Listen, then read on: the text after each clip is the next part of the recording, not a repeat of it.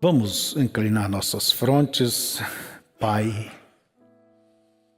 Pai querido, Pai Todo-Poderoso, viemos à Tua presença, porque o Senhor mesmo nos diz, buscai a minha presença.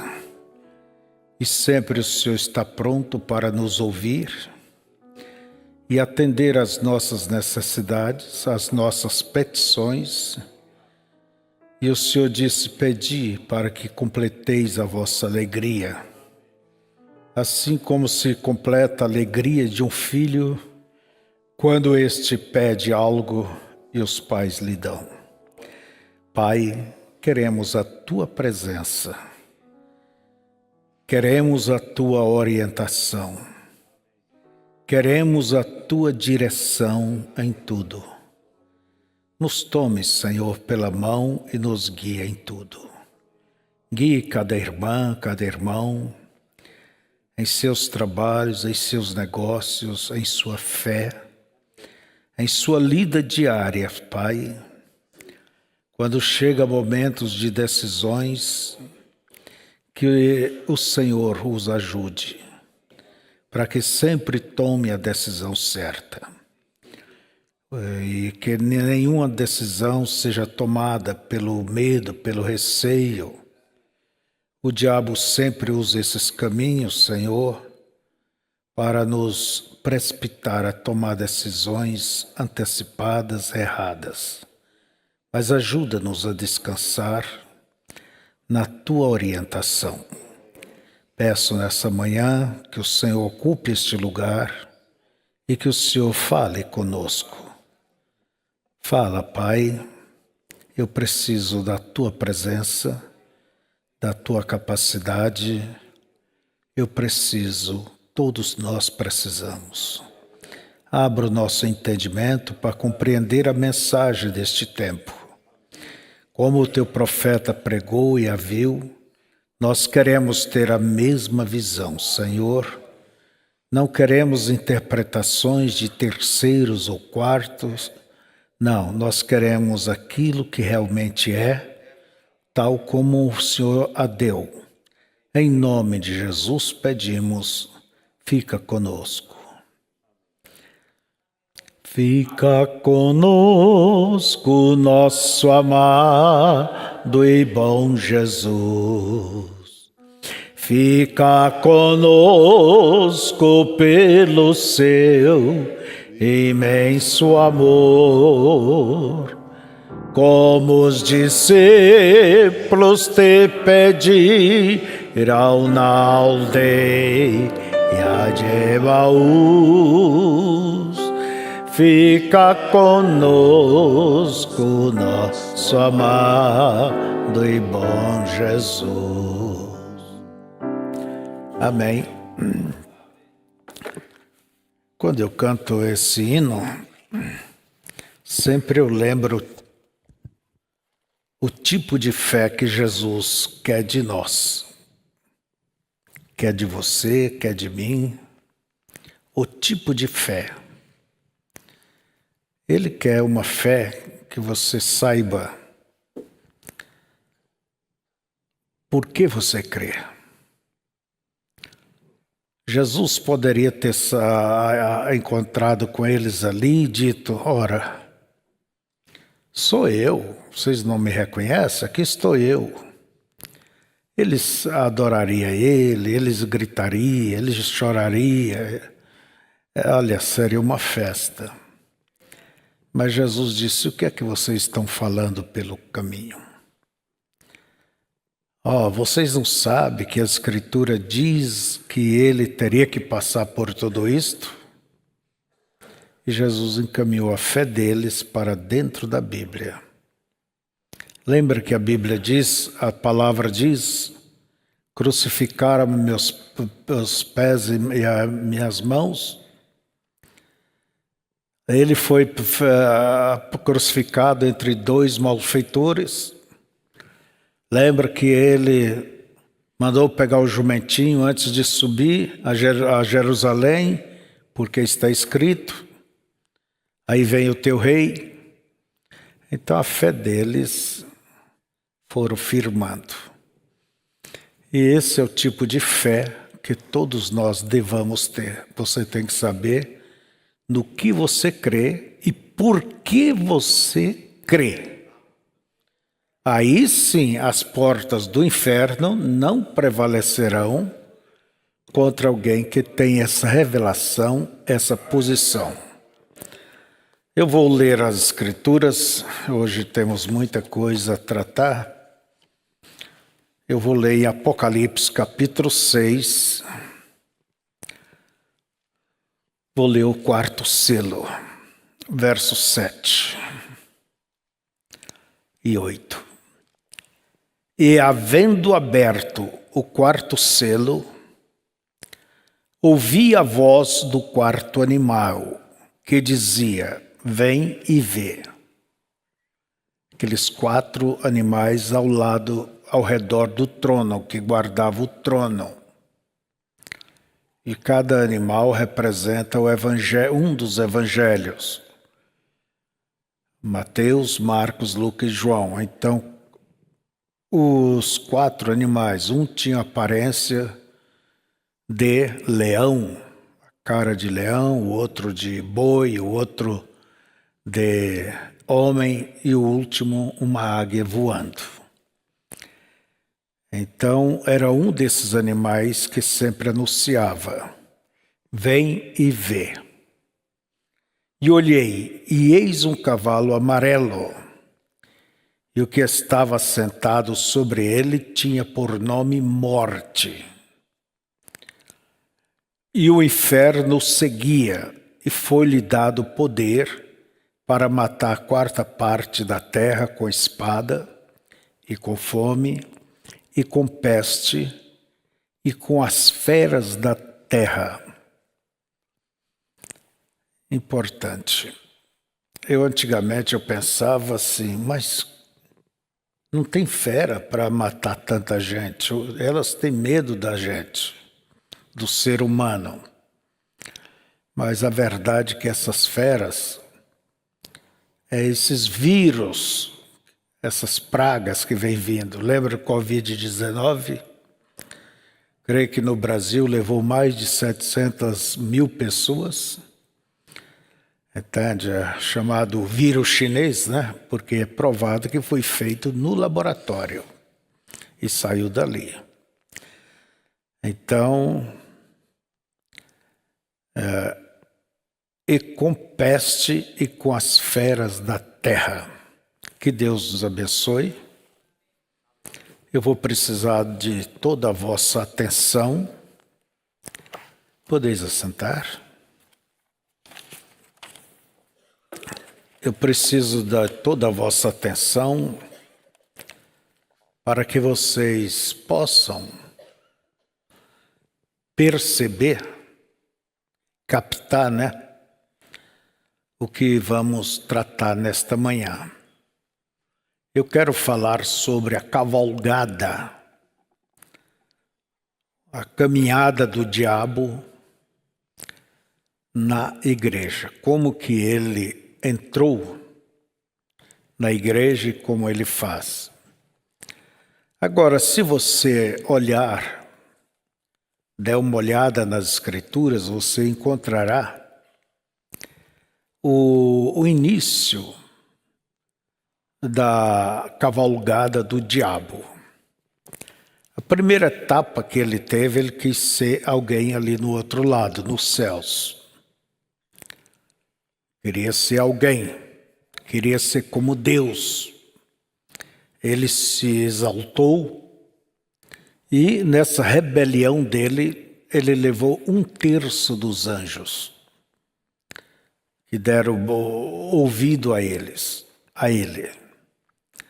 Então, Lúcifer, chamado anjo de luz, houve ali uma batalha. A primeira batalha foi nos céus.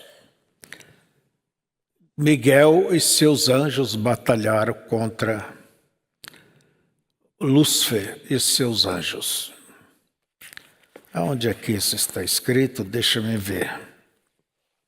Creio que é em Apocalipse. Apocalipse 12, né? Nós vamos devagar. A partir do verso 7. Não. 12, eu estou lendo 6. E houve batalha, verso 7, né? 12, verso 7. E houve batalha no céu. Miguel e os seus anjos batalhavam contra o dragão, que é o diabo. E batalhava o dragão e os seus anjos. Mas não prevaleceram, nem mais o seu lugar se achou nos céus. E foi precipitado o grande dragão, a antiga serpente chamada o Diabo e Satanás, que engana todo mundo. Ele foi precipitado na terra e os seus anjos foram lançados com ele. Então, os demônios, né? Então, aí começou a grande disputa. Primeiro no céu, daí veio para a terra. E aqui na terra nós vemos que o diabo simplesmente veio para ferir a Deus, ferindo os seus filhos. E o que fez, como foi a sua caminhada aqui? Ele enganou a Eva. E por esta entrou o pecado no mundo, Adão cedeu.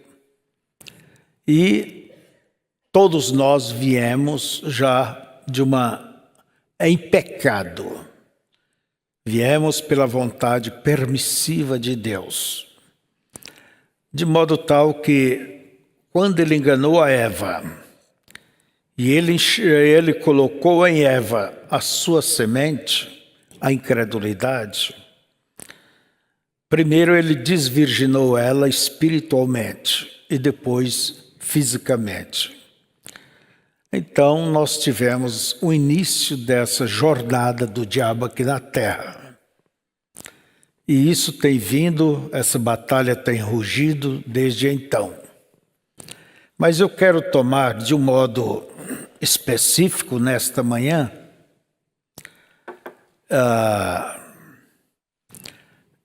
a sua caminhada no seio da igreja. A caminhada do diabo aqui na terra, ela começou no Éden, mas termina quando e aonde? Ela termina no lago de fogo, Apocalipse 20, né? Quando o diabo e o falso profeta e todos que não foram escritos no livro da vida serão lançados no lago de fogo. E ali diz que será a segunda morte. A primeira morte é o físico, a segunda morte é a destruição da alma. O espírito da pessoa será destruído. Mas vamos fixar para dentro daquilo que nos importa. Que essa caminhada, como que o diabo começou aqui na terra, na igreja, como que ele conseguiu entrar e como foi que ele entrou, que ele fez, porque na verdade ele tem procurado prejudicar a igreja de Cristo aqui na terra. A igreja de Cristo, ela nasceu no dia do Pentecoste. Não foi em Éfeso, na era de Éfeso, 53. Ela nasceu justamente no dia do Pentecoste. Vários anos antes, quando o Espírito Santo desceu sobre a igreja e eles foram cheios do Espírito Santo. Como nos prega, nos ensina o irmão Branham, ali estava a árvore noiva. Pensa você na igreja como uma árvore frondosa, frutífera, bela, maravilhosa, mas o diabo desceu para prejudicar a igreja. Por isso nos diz ali no livro de Joel, sobre aqueles 4 insetos: o gafanhoto, a locusta, a oruga, a locusta, pulgão, vocês sabem, né? Está lá em Joel capítulo 1, verso 4. Então o que é que fez? Ali estava a árvore noiva, tão bonita. Pensa você na igreja, no início, que maravilhosa. Seria bom ter permanecido daquele jeito. Mas o que fez o diabo? Ele simplesmente, como no início, ali no Jardim do Éden, ele desceu para estragar. E o que faz o gafanhoto? A primeira coisa, ele come as folhas. E as folhas da árvore representam o companheirismo. Você pode estar suado, cansado, quando você entra, chega debaixo vai na sombra de uma árvore frondosa, ali está fresco, ali corre o vento. Isso representa o quê? O companheirismo entre os irmãos. E o diabo procurou, disse: eu vou acabar com isso. Então ele veio numa forma como gafanhoto, locusta, oruga e pulgão. É o mesmo inseto em várias etapas. É o mesmo diabo. Então vamos agora olhar essa árvore sem folha. Como fica que tirou o companheirismo? É o que separa. A pessoa dá atenção a isso, aquilo, e joga interpretações erradas e vai dividindo a igreja, separando um do outro, separando famílias. Resultado: você vê essa árvore agora só com os frutos. Mas ela vai permanecer com esses frutos? Vamos dizer, o fruto da fé, ou da alegria, os frutos do Espírito Santo. Daí, lá foi o bicho, a lagarta, a coisinha que você acha no pêssego, né? Quando ele não foi cuidado. E ele entra dentro e estragou os frutos. Por exemplo, da alegria do cristão. Não é que a pessoa perde a salvação, ela perde a alegria da salvação. E isso é o que faz o pecado. Por isso Davi disse: restitua-me a alegria da tua salvação. Salmo 51. Então, estragou os frutos. Agora, essa igreja, árvore noiva, já não tem folha, já não tem frutos. Terminou a obra do diabo? Não. Ele vem como a oruga. Eu espero que eu esteja pondo certo os animais. E o que faz essa oruga? Ela cria rastro. Você já viu aquela coisa que vai no meio da casca da árvore e come? E é justamente pela casca aonde sobe a linha da vida daquela árvore, a seiva. E ela então anda por ali, faz furos e para destruir aquela árvore. É o que o diabo quer. E por final nós temos o pulgão. O que é que faz o pulgão? Vai chupar aquela seiva. É o que o diabo tem feito. Mas Deus disse que um dia ele restauraria esta árvore noiva. O que comeu o gafanhoto, a locusta, o pulgão, a oruga, tudo ele restauraria. Então, essa igreja, a igreja de Cristo, nasceu no dia do Pentecoste. Lá com os apóstolos, toda igreja. Você é a igreja. Igreja não é um templo. Igreja somos nós. A palavra igreja quer dizer equiclésia, que quer dizer os tirados para fora, os chamados, né? E vemos então, irmãos, nos selos. Agora eu vou para os selos. Apocalipse capítulo 6. Os 4 primeiros selos, eles tratam sobre essa jornada, essa cavalgada do diabo no seio da igreja. Temos que ver sobre isto. Então, no capítulo 6 de Apocalipse, a abertura dos 7 selos. São 7 selos, mas o que trata especificamente sobre a igreja é os 4 primeiros selos. Para nós, é os mais importantes. É eles que nos mostra como o diabo veio e o que o diabo está fazendo. Capítulo 6, começando com o verso 1. E havendo cordeiro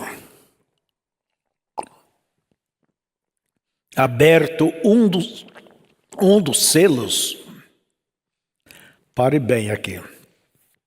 Certa vez eu já ouvi amigos dizer que este primeiro selo não é o primeiro, é o 7º. Eu fico com as escrituras, um dos selos. E qual é esse um? Depois nós tivemos a abertura do 2º. E antes de abrir o 2º, tem que abrir o 1º. E o profeta fala essas coisas, a Bíblia fala com clareza. Eu não gosto de pessoas que ficam espremendo os miolos e criando suposições. E você tem que saber ao que você dá amém. Não é a tudo que se dá amém. Estão entendendo? Se você vê que o teu pastor não dá amém em certas coisas, olha, você põe a barba de molho, né?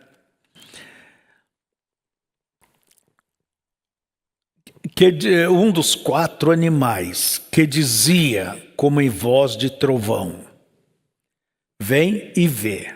Os 4 primeiros selos sempre teve uma voz. A primeira voz foi a do leão. E o que representa este animal? Representa o rei.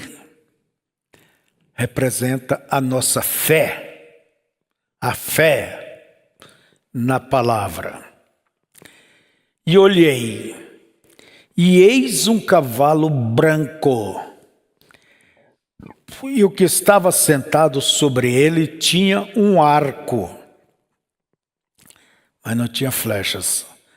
E foi-lhe dada uma coroa, e saiu vitorioso e para vencer. Guarda bem esta apresentação. Não tinha arco, aliás, tinha um arco, não tinha flecha, quer dizer que não podia fazer nada. Recebeu uma coroa e saiu vitorioso para vencer. Aqui foi onde o diabo começou a sua cavalgada no meio da igreja.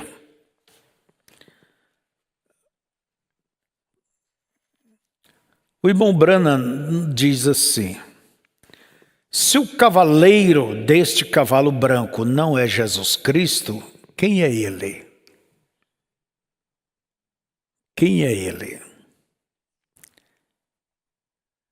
E o irmão Branham ensina que o cavaleiro representa o espírito do anticristo. Quer dizer, é o anticristo. O que quer dizer anticristo?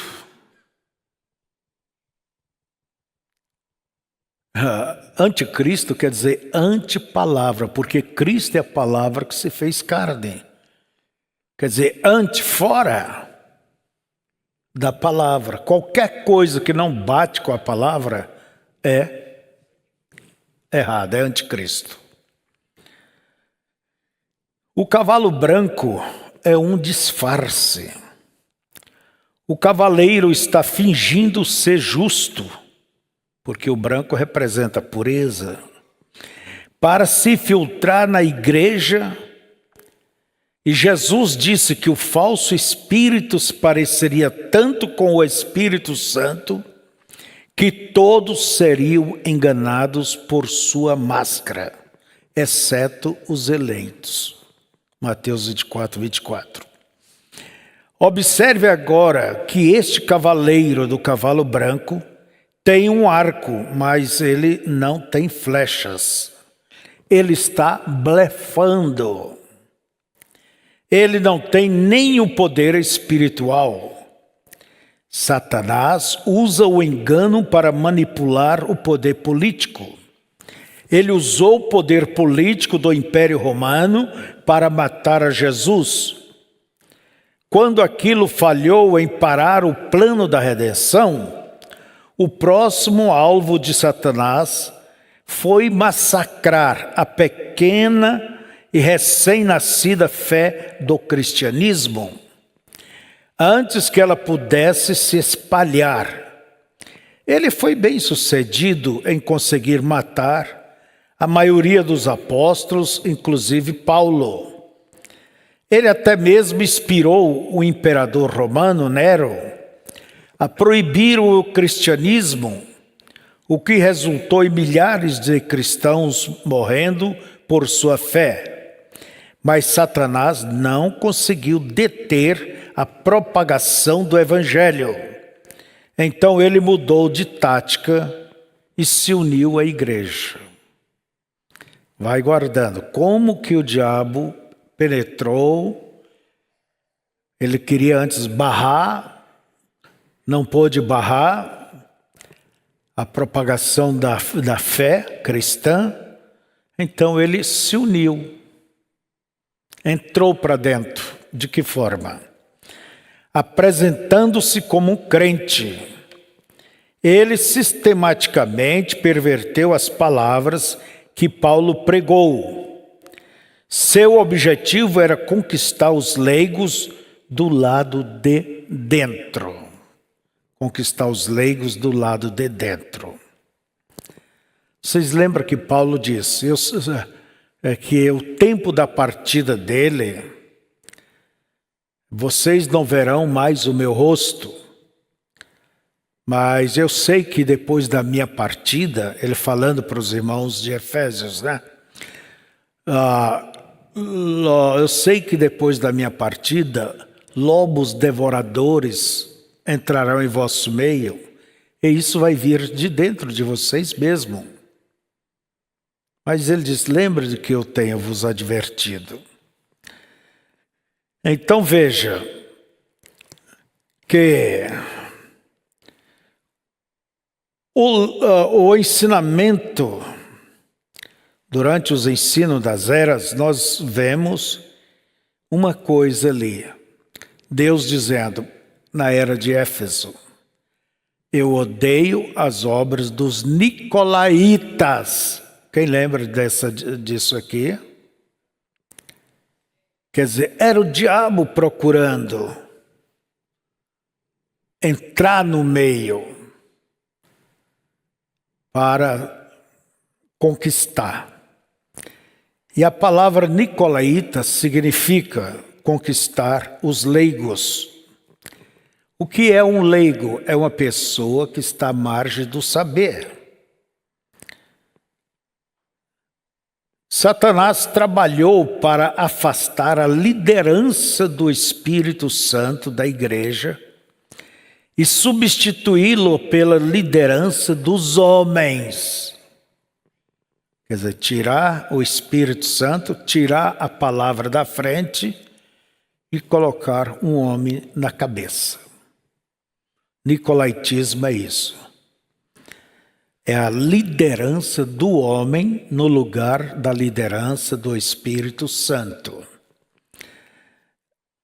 Ele influenciou certos homens a se tornarem chefes sobre o povo.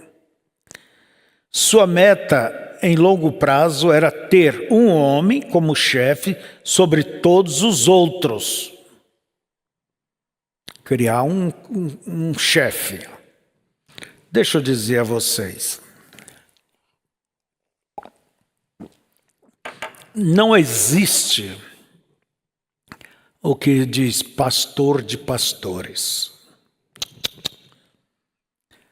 Você pode dizer, mas o senhor tem aí o pastor Daniel, o pastor Clenoí, e aí por diante, né? Mas eu sou o pastor deles. Eles são membros, eles foram colocados como pastor para nos auxiliar. Por isso chamamos pastores auxiliares. Eles são colocados, com apoio da igreja, essa é a posição deles. Eles não são, vamos dizer, titulares, independentes, não. Eles trabalham ao nosso lado. Como muitos pastores trabalhavam ao lado de Paulo. Mas pastor de pastor, muitos pastores já se levantou através do nosso ministério. Mas eu não sou o pastor deles. Eles são meus filhos no ministério, muitos vêm, nos ama, nos respeita, e muitos até se aconselham quando vê que precisa de alguma coisa, ou em vez de estar conosco. Vocês têm que olhar para isso, irmãos, do modo como um filho, vamos dizer. Você criou seu filho, ele chegou o tempo, ele forma o lar dele. Ele é independente. Você que é mãe não vai lá dar palpite, você que é pai não vai lá levantar a tampa da panela e dizer o que é que ele tem que pular dentro daquela panela. Não, você não faz isso. Ele é independente, mas ele não deixou de ser um filho. Essa é a consideração. E antigamente, aqueles que saíam sempre vinham ver o seu estar em sua casa, vamos dizer, com seu pai. Assim como acontece no natural, que é um tipo do espiritual. Agora, pastor de pastor, esse já é o espírito de chefia. Vocês estão entendendo? Isso já é nicolaítismo. É um espírito de nicolaítismo. E há muitas maneiras disso se manifestar. Eu não vou entrar nisso, mas o diabo ele entrou por aí. Ele queria colocar na igreja um chefe, um cabeça sábia. Não alguém que vivia falando Jesus, entende? Mas alguém que tivesse sua aparência, tivesse uma palavra bonita, e alguém que tivesse seus PH, como diz o irmão Branham, Então, a intenção do diabo, a longo prazo, era chegar nesse ponto. Por isso, ele estava cavalgando em um cavalo branco, que representa inocência.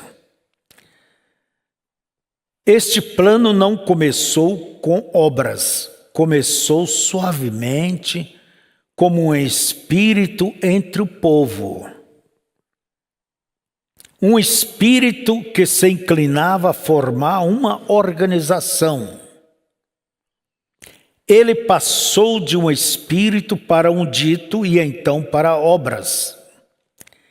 Gradualmente, essas obras se solidificaram em doutrinas e, por fim, estas doutrinas se tornaram lei quando o imperador romano Constantino abraçou o cristianismo e fez dele a religião oficial do Império Romano.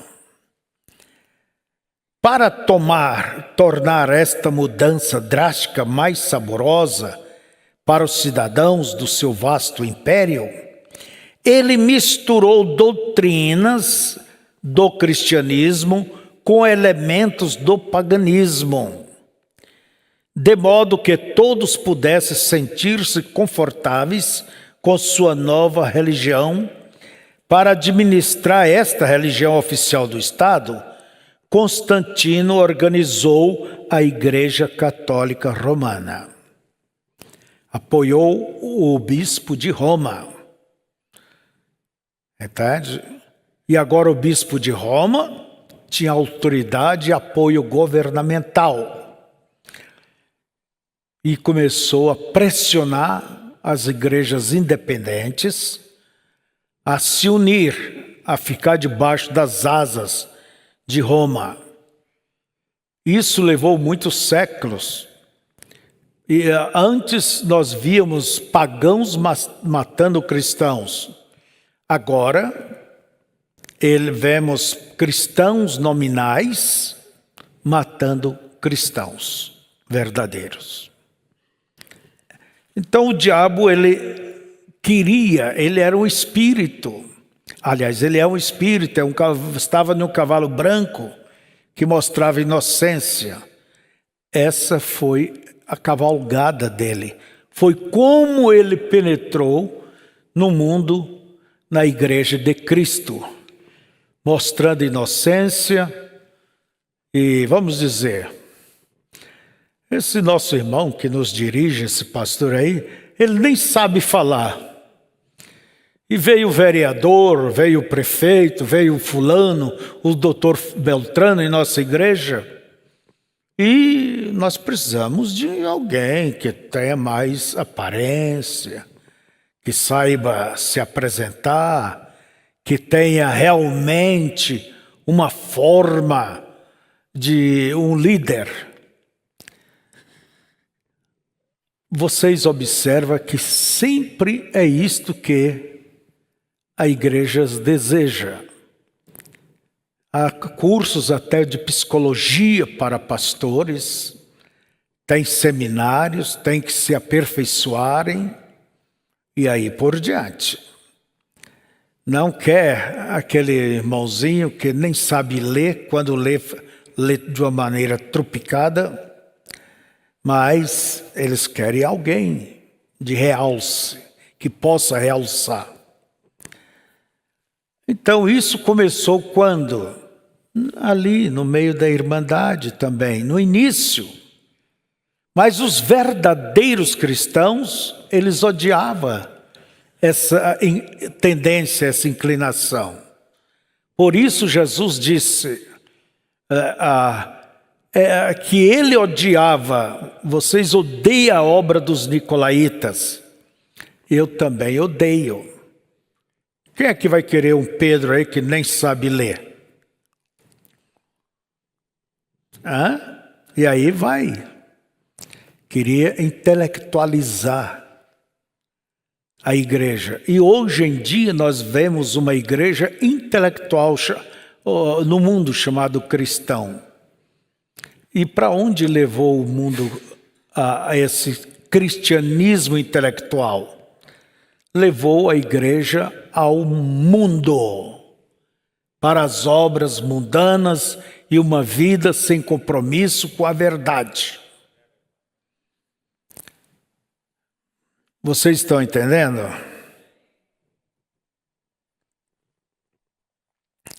Para tornar esta mudança drástica mais saborosa, quer dizer, mudou, misturou os elementos do paganismo. Como? Vamos chamar Diana, era a deusa dos Éfesos, de Éfeso. Diana Maria. Júpiter, Paulo, é o deus Júpiter. Pedro, quem? Vamos pôr Pedro, como Mercúrio, o deus Mercúrio. E assim foi misturando. Vocês podem ver que quando Constantino ele fez isso, dirigindo, porque ele passou a ser o patrão da igreja de Roma, então ele queria manter ordem e agradar todos do seu império. Ele não queria revoltas, manifestações, não, ele queria paz. Muita gente, quando Constantino se converteu, por certo, se alegraram. Agora sim. Não, a coisa piorou. Antes os cristãos eram perseguidos, eram mortos. E agora, os cristãos ali de Roma meteram a mão no bolso de Constantino, saia desses lugarzinhos, vou construir uma catedral. E aí por diante, ele passou a ser o patrão. Hoje nós temos, por exemplo, Diana, a protetora da cidade de Éfeso. Maria Aparecida, apareceu não sei aonde, protetora do Brasil, não é? São Cristóvão, protetor dos motoristas e, sei lá, os condutores. Este é um mais moderno. E o que mais? O Santo Antônio, né? Protetor dos achados e perdidos. É o casamenteiro também. Tem muita gente que gosta de fuxicar nesse assunto, de fazer casamento, né? De ficar cutucando. Se há uma coisa que um pastor nunca se deva meter, é mudança e casamento. Se a coisa der errado, então vem a ti, você aconselha, mas não que você manda. Mas você veja como não foi que o paganismo se cristianizou, é o contrário. O cristianismo se paganizou. Vocês estão compreendendo? Então, no ano 325, depois de Cristo, Constantino promoveu o Concílio de Niceia, ali na Turquia, na cidade hoje chamada Bitínia, né? Onde doutrinas da igreja foram discutidas e decididas pelo voto dos bispos reunidos. Eles concordaram em crer em um Deus trino. Ali surgiu a Trindade. Veja vocês, é um Deus trino. Isto é, um Deus em 3 pessoas. E eles disseram que cada pessoa da divindade é coigual com as outras 2. Naquele ponto, os erros se multiplicaram exponencialmente. Mais tarde, com a eleição de um papa como o líder da Igreja Católica Romana, Satanás alcançou seu objetivo de ter um homem como chefe sobre todos os demais. Papa quer dizer papai. Então veja vocês, que antes era um espírito, e não se coroa espírito, mas aquele espírito, quando se encarnou, ele foi coroado. O cavalo branco simboliza quão inocentemente tudo isto começa. O diabo ele vem de uma maneira, diz a Bíblia, aliás, um ditado, que ele anda com sapatos de algodão. Vem suavemente. Em uma das cartas de João, ele fala para a igreja primitiva que o espírito do anticristo já estava na terra. Desde o princípio, Satanás desejou ser coroado como rei e adorado como Deus. Mas um espírito não pode ser coroado. Quando a Roma pagã se tornou a Roma papal, e um papa foi coroado como governante do Império Católico Romano, então Satanás obteve um jeito de receber uma coroa. O espírito anticristo. Essa foi a primeira manifestação que é conhecido, é o anticristo, antipalavra. Entrou no Papa, que se tornou um falso profeta. Dali para frente é conhecido como um falso profeta, ensinando uma palavra falsa. Uma sucessão de falsos profetas. Um morre, outro é elegido. Seguiu-se através da história.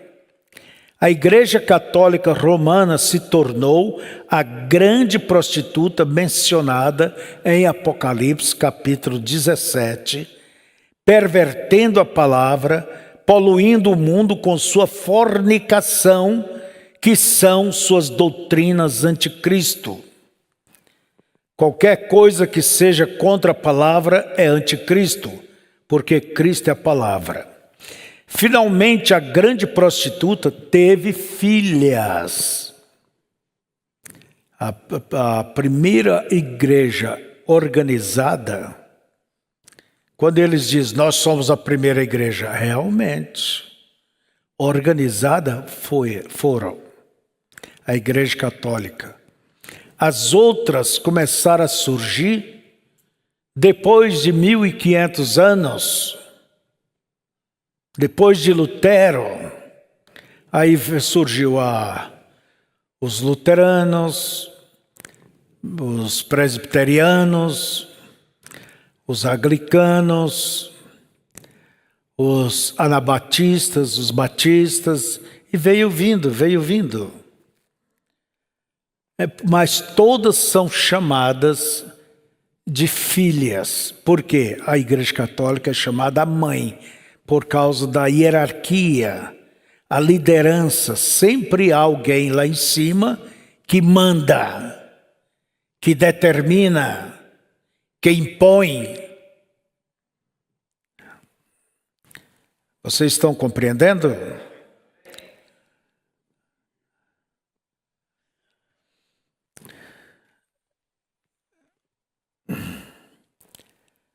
Então veja vocês, no tempo do fim,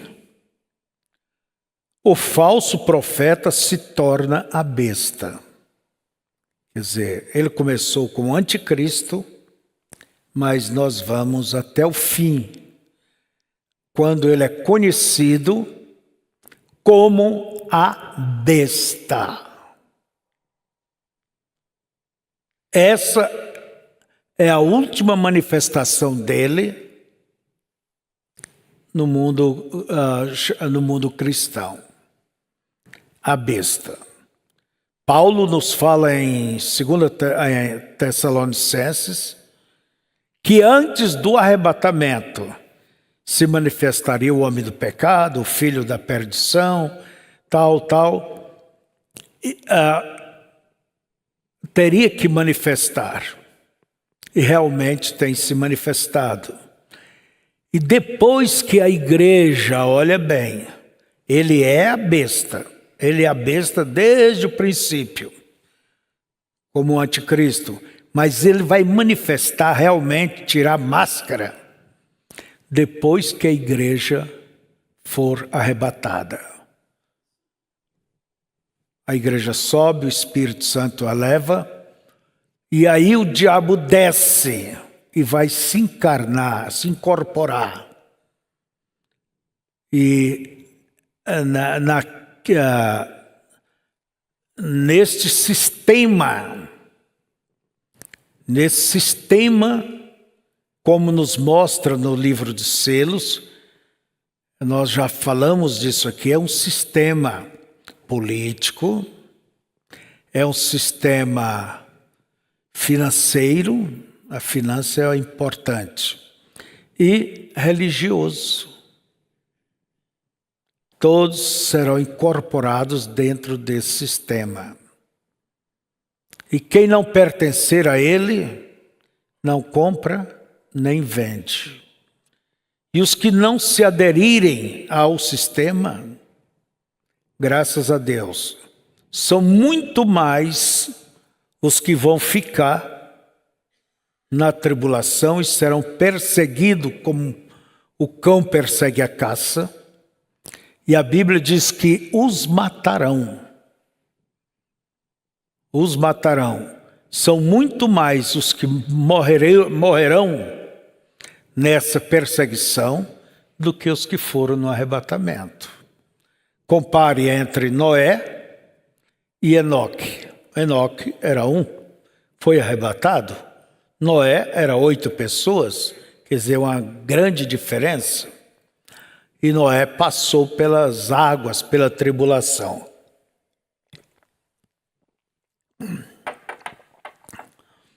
Então, irmãos, deixa eu ver.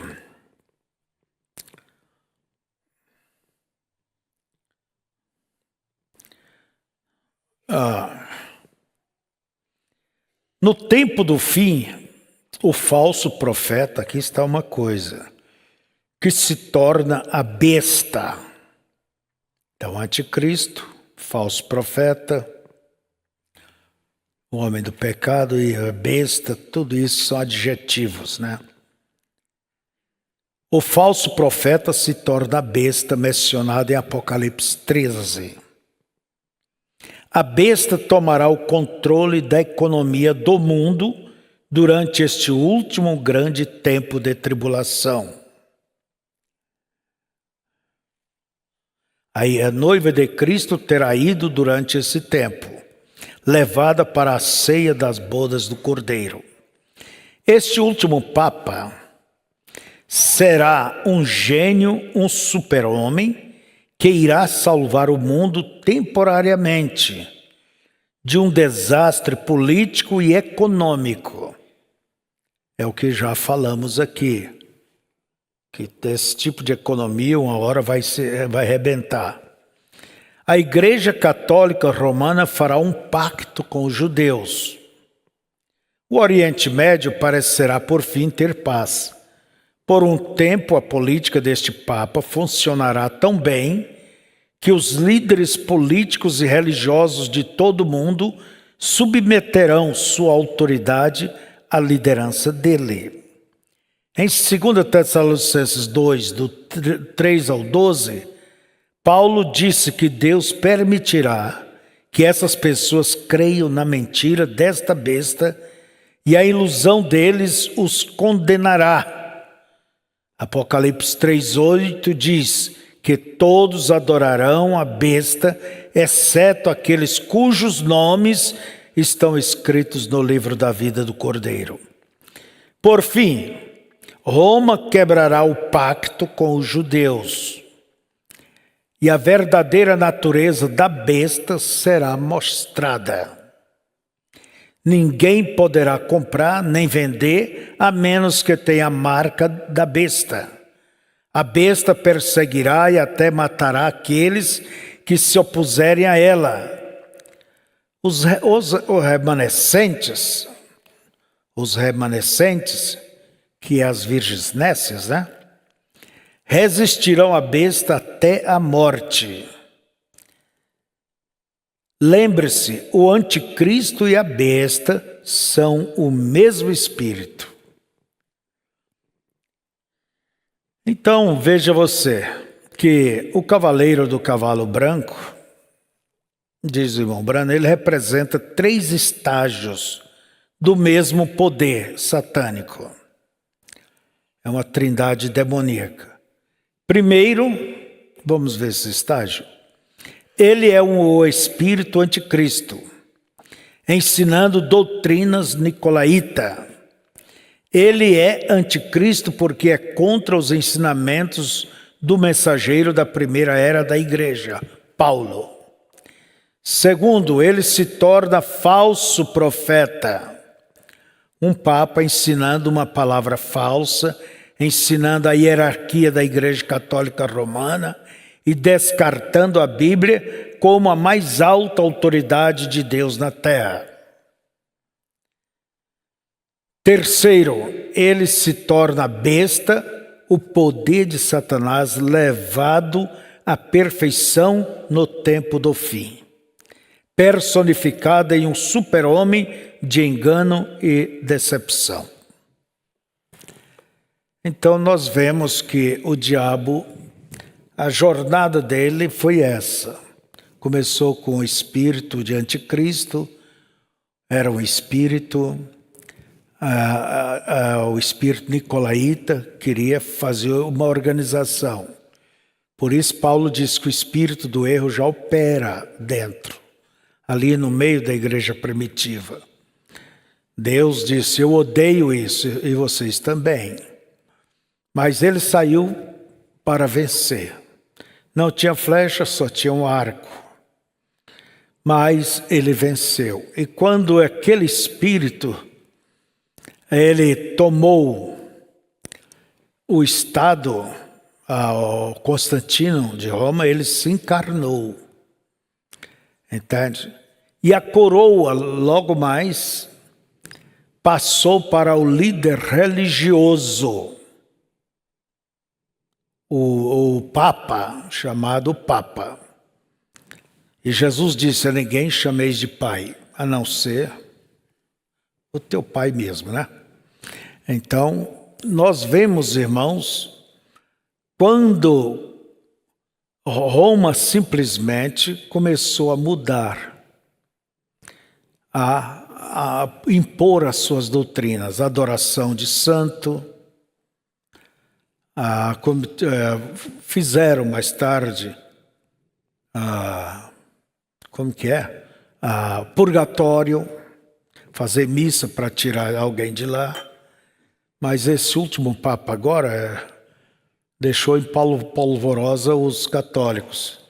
Ele andou cancelando, proibindo isso aí. Muitas coisas.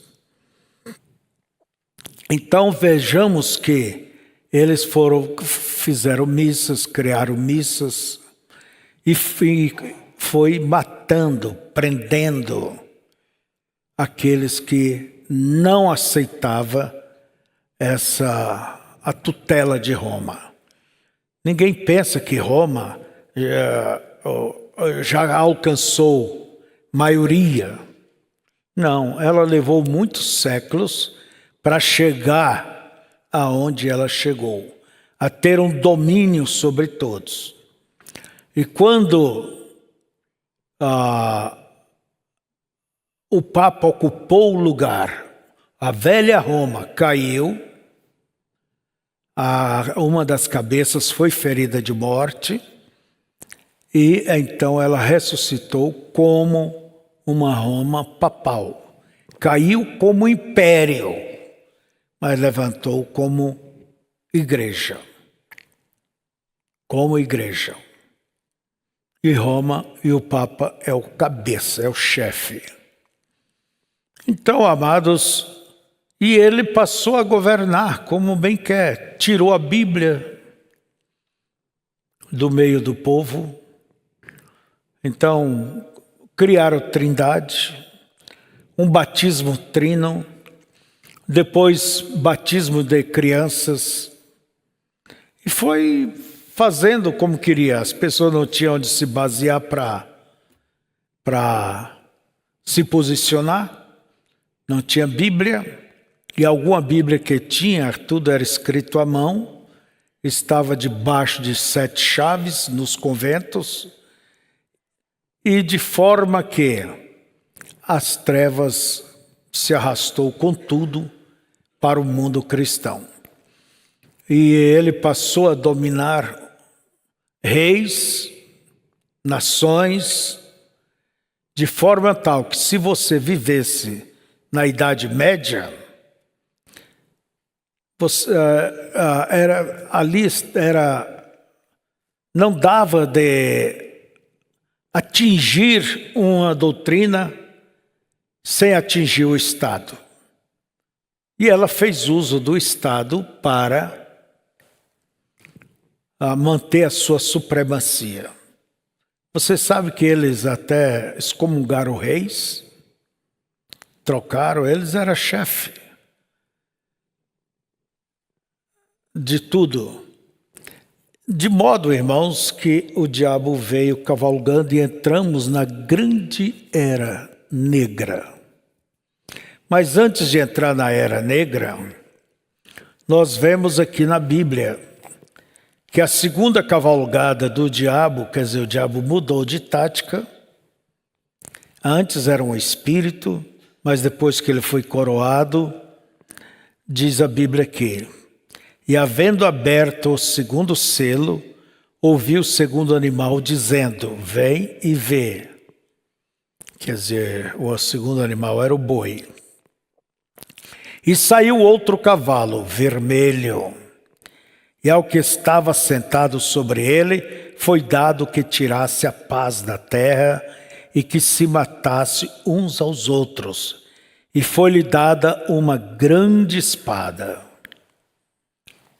Então, por isso que é vermelho, é sangue, perseguições, fogueiras, onde os cristãos eram mortos, eram perseguidos, perdia todos seus direitos, seus bens. Era cristão nominal, matando agora cristão. Agostinho viveu no ano 40 e pouco. Agostinho é o maior, o famoso Agostinho, um teólogo da Igreja Católica. Ele diz que seria do agrado de Deus que matasse, em outras palavras, aqueles que não concordassem com a igreja.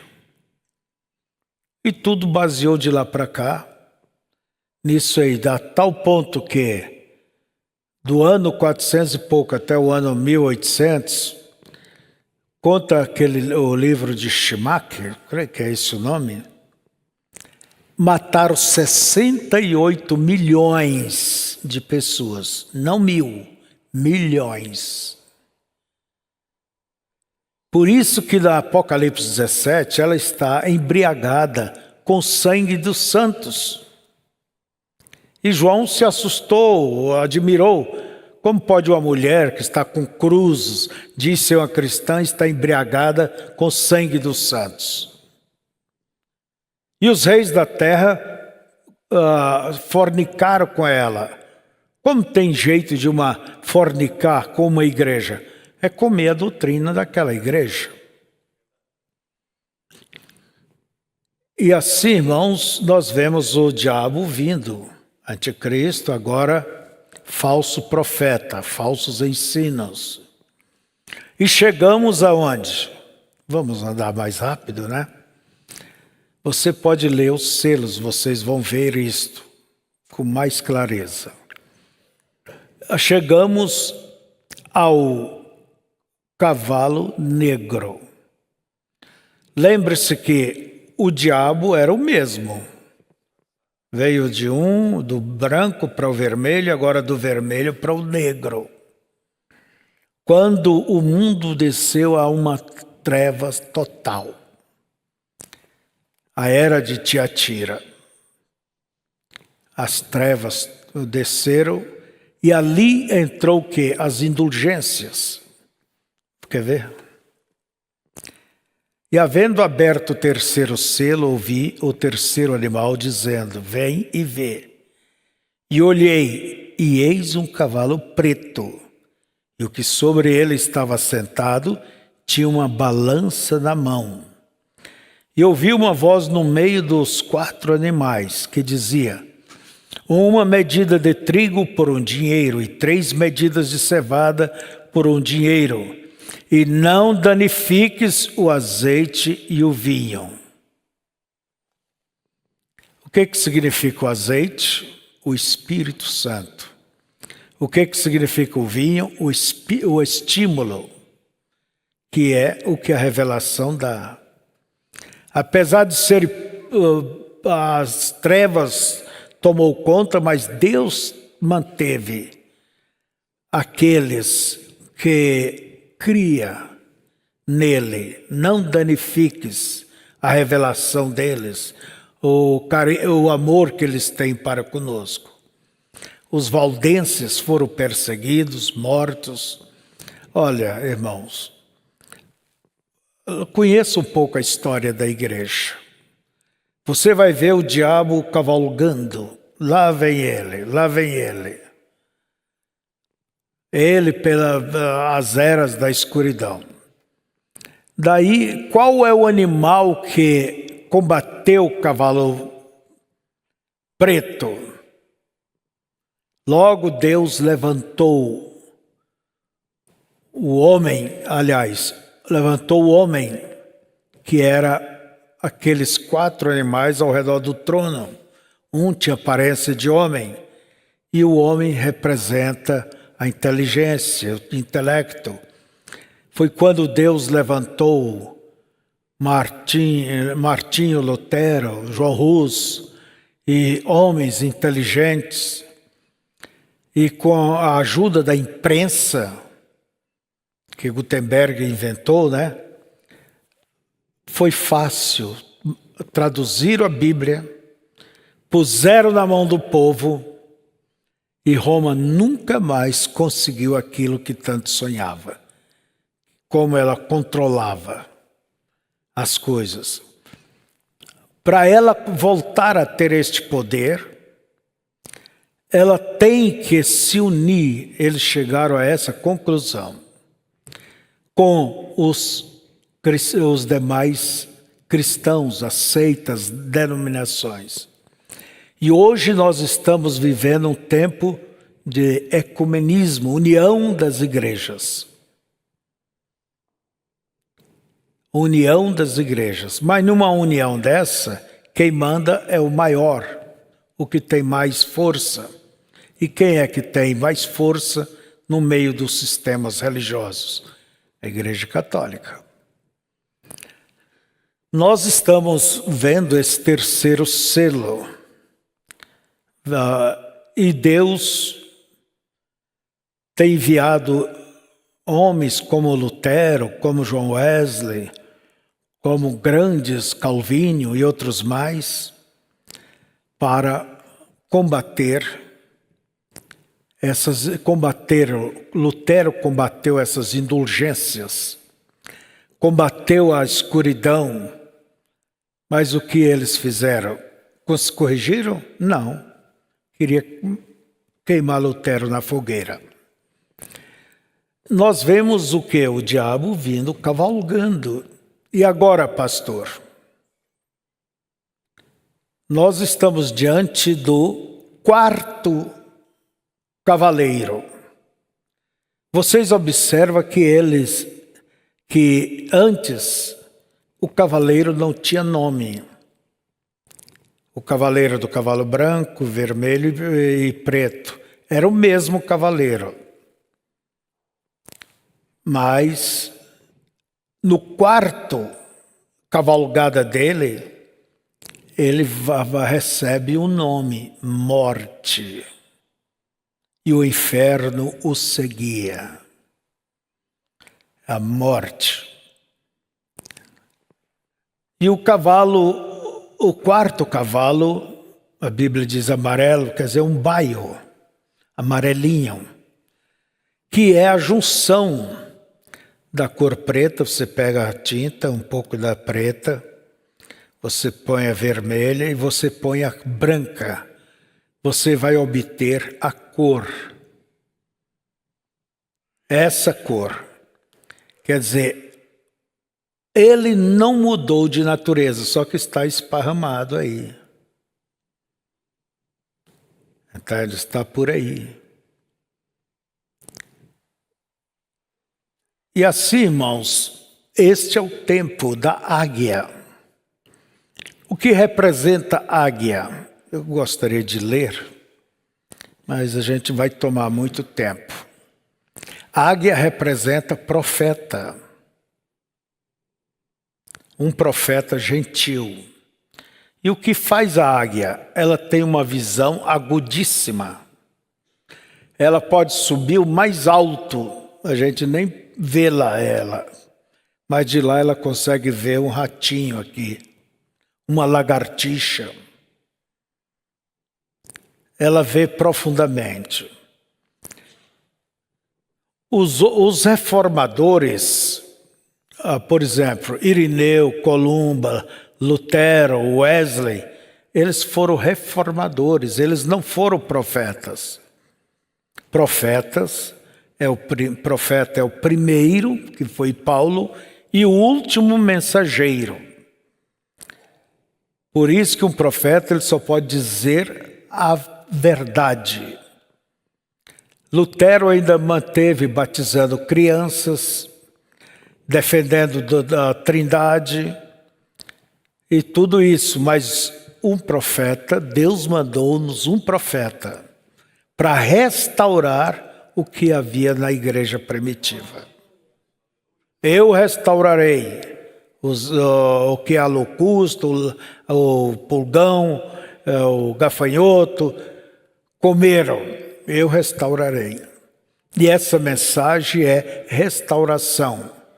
E Jesus disse, eu enviarei, Elias virá e restaurará todas as coisas. O verbo está no futuro. Restaurar é trazer de volta o que era.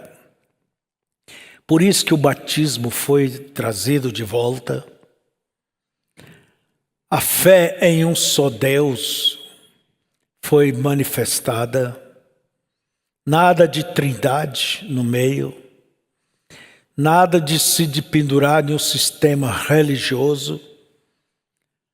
Então, essa mensagem, ela condena todos esses sistemas porque são filhos da Igreja Católica. Eu acho que foi aquele Papa João Paulo II. Eu ouvi, eu não vi. Que eu acho que umas 2 vezes. Uma vez, pelo menos, ele pegou a mensagem nossa e disse, olha, esse é o verdadeiro inimigo nosso. Por quê? Lembra Apocalipse 18? Aquele anjo forte saiu e dizendo, caiu a grande Babilônia. E o profeta diz que aquele anjo é o de Apocalipse 10:7, é o mensageiro da última era. E o irmão Branham disse, eu não entendia por que eu era tão contra o sistema religioso. Através do irmão Branham veio a condenação para todos os sistemas religiosos. Mas isso é um espírito também. E esse espírito começa tão mansinho, mesmo no meio da igreja, da mensagem. Você vê que há homens que têm ainda uma visão tipo nicolaíta. Tem uma visão de chefia, de domínio pessoal.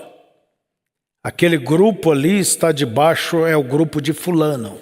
O outro é o grupo de fulano, Beltrano. Eu sou de Paulo, eu sou de Pedro, eu sou de Apolo, eu sou de Cristo, entre aspas, né? Uma politicagem. E Paulo condenou tudo isto. Eu espero que vocês entendam o que quer dizer espírito nicolaíta, para nunca cair neste remance humano, nesse redemoinho humano. Porque pessoas que caem nisso aí, ele pensa que se ele não estiver lá, ele está perdido. Ela está perdida. Se você não pertence ao grupo de tal lugar, você não está com fulano, você está fora da mensagem. Que pouca visão é essa? Pouca visão.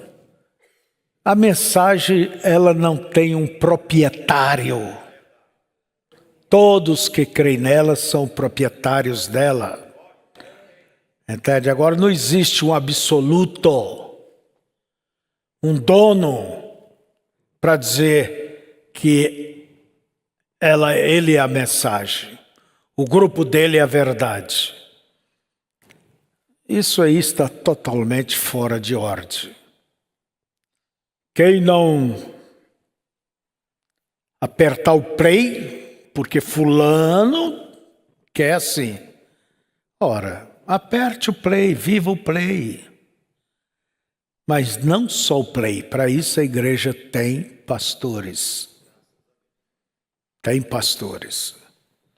Então, amados, vamos aqui. É preciso ter discernimento, conhecimento, eu digo até ter uma revelação, o que se chama nicolaítismo. Quando Israel chegou a Samuel e disse: Samuel, você já está velho e teus filhos não andam nos teus caminhos? Nós queremos um rei. Quer dizer, nós queremos uma chefia, como tem as outras nações. O rei sai na frente deles para a batalha, o rei que faz estrada, o rei faz isso, o rei aquilo. Samuel ficou triste e Deus disse: Samuel, eles não rejeitaram você, só rejeitaram a mim para que eu não reinasse sobre eles. Dê-lhe um rei. E Deus diz: na minha ira eu lhes dei um rei. Oséias, né? Então, e para onde os reis de Israel levaram Israel? A destruição. Querem ser como as demais nações, querem ser como as demais denominações. Forma grupos com espírito denominacional. E eu quero dizer uma coisa: não faça da mensagem mais uma religião, uma igreja. Não é, ela não é isso. Então vejamos, queridos, que o diabo tem cavalgado, tem vindo. E agora ele está cavalgando este cavalo amarelinho, né? E ele tem um nome.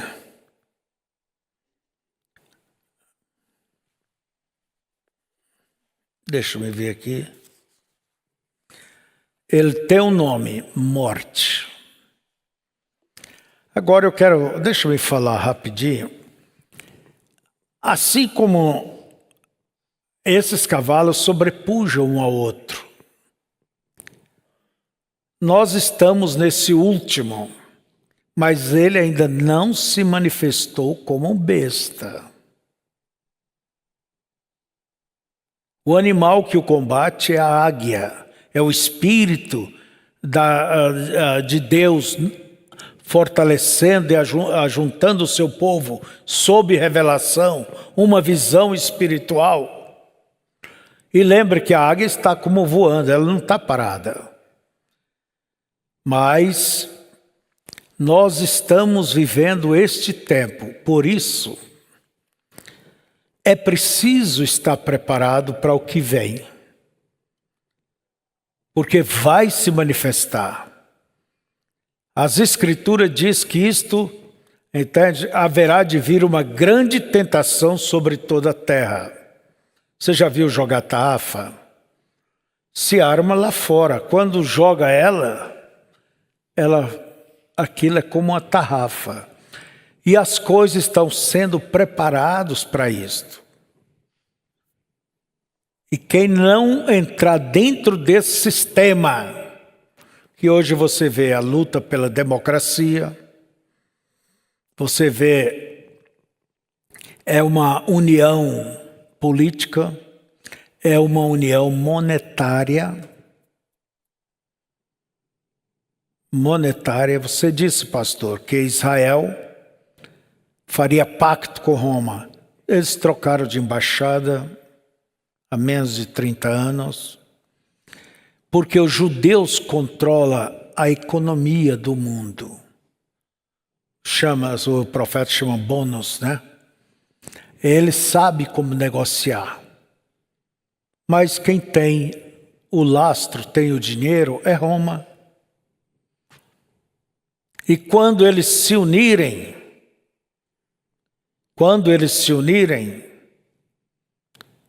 aí sim haverá aquele boicote. O boicote. Roma quebrará esse pacto. E na minha visão, esses dois profetas de Apocalipse 11, eles virão para condenar este pacto. Mas lembre-se que quando isso acontecer, a noiva já foi embora. A noiva já foi embora. Nós estamos em um momento, irmão, que o fim está aí. Ó. Não há para o lado que olhar. Tem que olhar para cima mesmo. Tem que olhar para cima. E preocupe com o teu arrebatamento. Viva para o teu arrebatamento. Amém? Então nós vamos vendo que é a cavalgada do diabo. E ele, quando a igreja subir, volto a repetir, o diabo desce e vai se encarnar nesse sistema, neste homem. Aí sim, diz a Bíblia, o diabo desceu até vós com grande ira, sabendo que o seu tempo é chegado ao fim. E ele será conhecido como a besta. Ele já é a besta desde lá do início. Mas ele vai manifestar sua natureza de uma maneira total quando o diabo se encarnar ali. E Deus terá levado a sua igreja, o Espírito Santo a levará, e ai dos que habitam na terra. Nós estamos vivendo este momento final, irmãos. Por isso, o que é que você escolhe? Ir ou ficar? Para enfrentar. E quem não for, vai ficar para enfrentar isso aí. Por isso eu digo, ande com Deus e viva pronto e peça a Deus graça e diga, Senhor, eu quero estar pronto para o arrebatamento. Não me deixe. Eu quero ir. Se o Senhor tiver que tratar comigo da forma que o Senhor quiser, o Senhor sabe como o que o Senhor deve fazer. Eu só me disponho à tua vontade, Senhor. Mas eu quero ir. Há várias coisas, irmãos, que eu teria que vos dizer, mas vamos ficar de pé.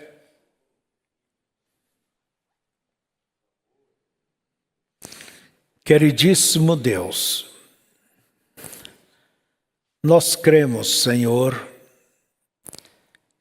que quando o Cordeiro abriu o selo e revelou, quebrou aquele lacre, revelou o que significava cada selo, e foi dado o conhecer dos mistérios ao teu profeta, e nós cremos nesta mensagem. Não somos responsáveis por incrédulos, mas somos responsáveis, ó Deus, por aquilo que o Senhor tem nos falado, e cremos que foi o Senhor que nos falou. Ajuda-nos nessas horas finais. São horas de engano, são horas difíceis. Ó Deus, aí está o mundo em seu entretenimento, conquistando, dominando, mas que o Senhor possa tomar, ó Deus, cada um de nós em nossos pensamentos e compromisso, que possa dizer que somos homens e mulheres que pensamos e vivemos para as coisas do alto. Abençoa-nos nesse dia, te agradecemos e rogamos que o Senhor acompanhe cada um dos teus servos e servas, em nome de Jesus. Amém. Então, queridos, eu agradeço a vocês. Nós temos tomado esses 4 escolas dominicais, falando quem é a besta, como surgiu. Falamos sobre a besta, a segunda besta de Apocalipse 11, Apocalipse 13, América. Falamos domingo passado sobre a imagem da besta e hoje a cavalgada do diabo no seio da igreja, representada nesses 4 cavaleiros. Você tem o livro dos selos? Então, estude, vá com calma e creia. Creia, porque o profeta mesmo disse, um dia vocês saberão que Deus falou. Eu não quero ficar para saber, eu já sei. Amém? Deus abençoe os nossos irmãos